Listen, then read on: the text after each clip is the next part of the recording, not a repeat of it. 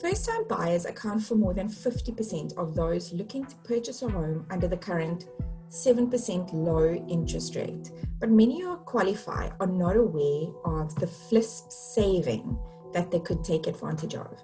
I'm joined today by Anele Matakane from MDW Inc. They are legal experts in the field of property ownership. Thanks so much for joining me today, Anele. Thank you very much, Celine. Anele, so we've seen a flood of reaction to our recent article shared about the finance-linked individual subsidy program. In short, it's referred to as FLISP. Can you put this subsidy into context for our listeners who are not familiar with it? This is a fantastic program. It is a subsidy that the government came up as part of the human settlement.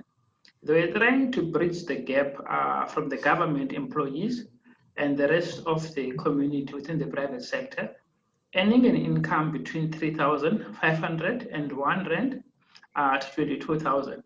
Those guys in the past couldn't afford to get bond approved, and they wouldn't even qualify for the RDP housing. So now what they did, they tried to find out a solution to be able to assist them to be able to get into the market. That's how the FLISP subsidy came about. So the F stands for finance, which I always like to indicate to people that the finance part means that there ought to be a financier or a financing house that is assisting with the finance. That's what FLISP is all about.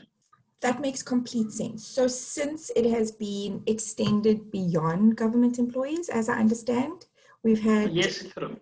Yeah, as you've mentioned, the qualifications required is that you have a salary within that specific price band below 22,000.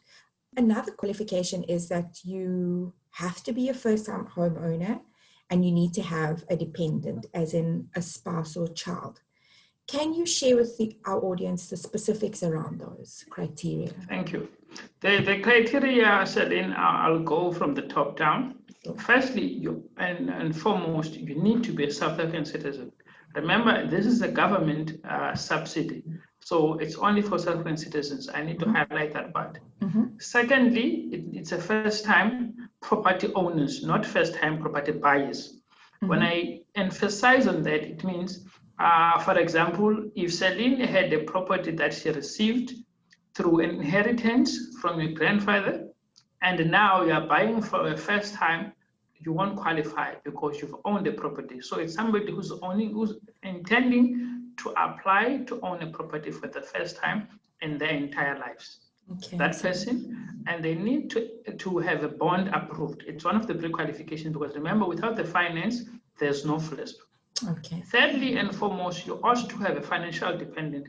The financial dependent part is very important because the government is saying we are able to assist you, but you cannot be the only person benefiting out of this subsidy. Hence, you ought to have a dependent, it's either through the child, your partner that you are married to, a partner that you've been cohabiting with for the past 12 months as well, can be used. That's the qualifying criteria. And as I said to you, the bond part is very important, the bond approval as well. So it's property ownership in the truest sense for the first time. As you mentioned, you could not have inherited a property. You cannot be a co-owner on any other bond. And specifically, you have to be South African. You touched on something that made me think, let me go and emphasize on that, on the qualifying criteria and the beneficiary as well. At times, someone else was used as a beneficiary by their parent in getting an RDP house. Let's say yourself, Celine, when your mother applied for an RDP house, she used you as a dependent because even the RDP houses, you need to have a financial dependent. Now you are older, you want to buy your own properties. So when you go through the application of FLISP, your details might pop up in the system that you have benefited before.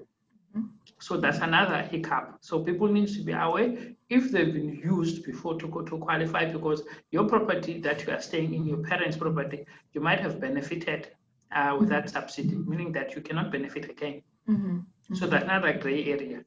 Secondly, if you are married in kind of property, you got divorced, you can't qualify again because you own the property. Something else I wanted to also then clarify with you in terms of the qualifying criteria.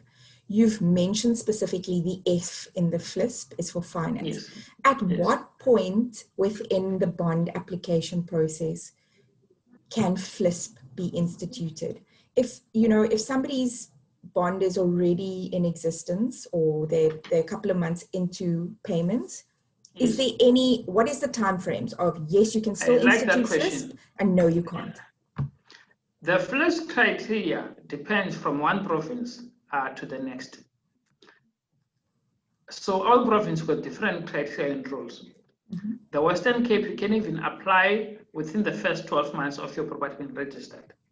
So now as a guideline to ensure that everyone is protected, is say once you received your approval from the bank, there's an approval or there's what they call an AIP, which is approval in principle. Once you get that, holla at me, and then we start the process. The reason being in Gauteng and in Gauteng specifically, once you've passed 3 months after registration, you no longer qualify.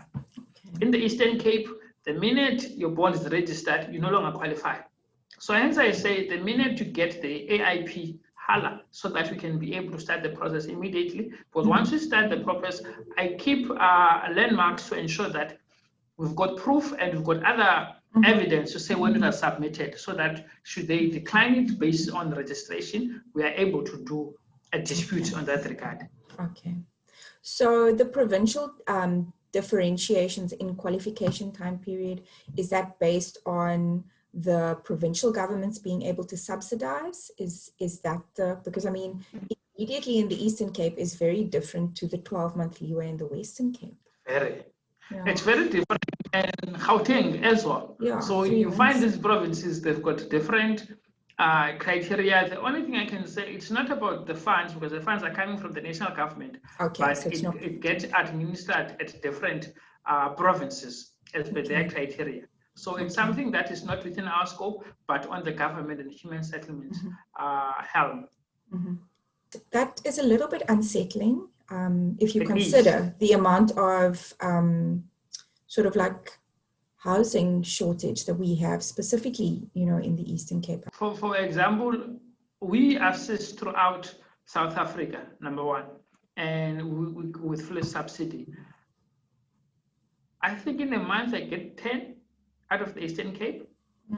I'm not sure if it's a matter of them not knowing about FLISP much, because there are properties being sold, exchanging hands, but the FLISP component, people do not seem to be aware of. Hence, our company took the stage of saying, you know what, let's be bold, let's go out there and open a website and use it as FLISP, because the FLISP website, it's our website, it's not the government, because we wanted to put out a bold statement that we are here to assist and promote the FLISP, because it's a subsidy of funds sitting there for this particular purpose that Celine and Anele is not tapping into. And those funds, you know what happens to they go back to the government, not being used, and the people that ought to benefit from them, they are not making use of it because they're not aware. People like yourself and the company, at least now, with this podcast and information, we're able to share and spread the word that how one can qualify. Okay, absolutely. I mean, just from the flurry of interest on social media, from the one article detailing, that you can in fact save almost as much as 60,000 Rand on a home that is under 650,000. There was so much interest in it. So I think, being able to share this information, point people to your independent website, it's really going to help those first-time buyers. And now is the time. Yeah. More than ever, Celine, to top it all off, you see, there's another thing with the different provinces.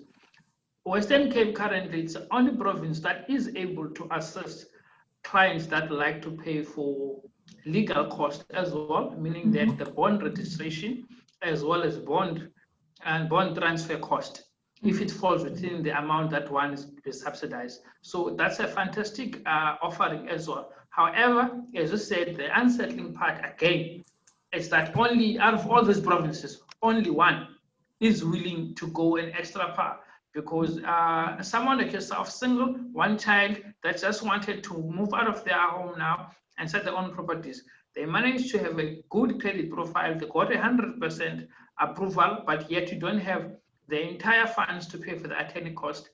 Other provinces don't benefit. Well, in the Western Cape, we are saying here they will be able to assist you on that and cover those costs. So who could you join hands with in national government to try and regulate this process provincially, especially to address, this big need that there are so many people wanting to break into the property market as first-time buyers? Celine, the question is very fantastic. I think, as I said again, by talking more about it, that's one advantage that we do have, because now it's going to raise alarms to people and authorities as well, that there is an imbalance or unfairness, if I can put it that way. Exactly. Because if someone in the Western Cape is benefiting in this, and someone in the Eastern Cape is not benefiting, and someone in the Gauteng is not benefiting, firstly, in terms of the criteria itself, which seems to be unfair in terms of saying 12 months here, 3 months there, before registration. And then if you look at these provinces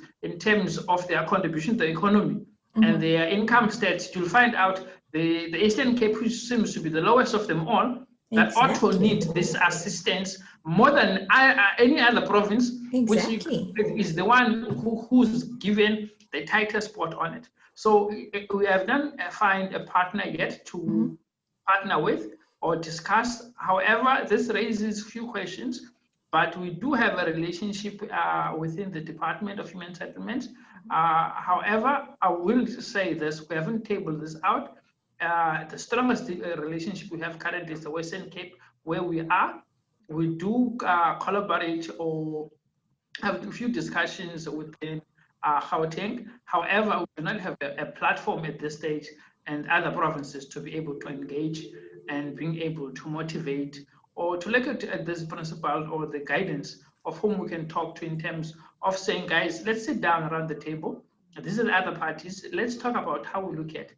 In the Western Cape, it is happening where stakeholders are involved in terms of discussions and looking at how we can improve FLISP and how to better things. And it's not only us that are part of that table, it's us and other stakeholders, because remember, in the property sector, there's other stakeholders, investors, other financiers, and alternative financing stakeholders, because remember, FLISP is there to assist, and there's not only the bond, because currently what is seen as the only financiers that are recognized currently, it's the banks, the major 4 banks, which are the good norms. However, there's other installment sale agreements that can be done, rent or buy options. So they are looking into changing the landscape on finding more what they can do to improve. So they are sitting with the stakeholders just to see and find out what other mechanisms they can do. However, that's not on the national scale, it's just on a provincial scale. Thank you so much, Anele, for your time. This has been really enlightening. Thank you very much. Have an awesome day.